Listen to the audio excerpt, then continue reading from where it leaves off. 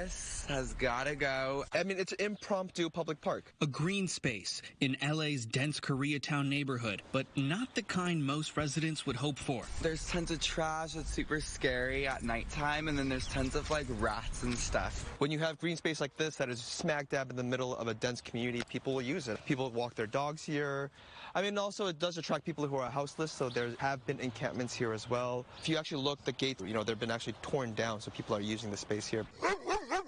From much-needed housing to derelict lot, Arturo Reyes, a longtime resident, says just a few years ago, this plot of land had 2 apartment buildings on it.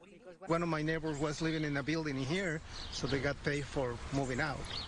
The story of this vacant lot highlights just one of the many facets of LA's complex housing crisis, a crisis that Koreatown community activist John Yee spends a lot of time thinking about. I think from a community's perspective, when we see a lot, what we see is housing, the possibility of places where people live.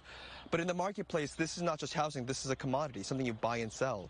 There are these incentives to keep lots empty, to keep units vacant, to keep buildings empty in anticipation of wealthier clients. Now, it's estimated that the city of Los Angeles has over 22,000 empty lots like this one next to me, 10% of which are owned by the city of Los Angeles. Property owners, they are doing what is in their most economic best interest. They need to make a buck, right? That is how marketplaces work. But the community also needs more housing.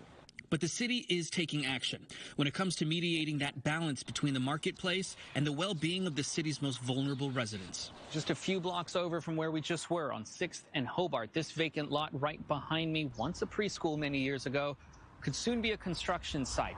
Plans have been submitted for 100% affordable housing right here, and it's thanks to Executive Directive 1.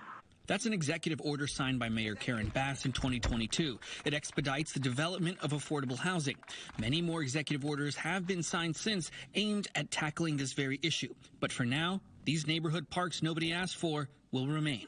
In Koreatown, Nick Zechevich, KCAL News.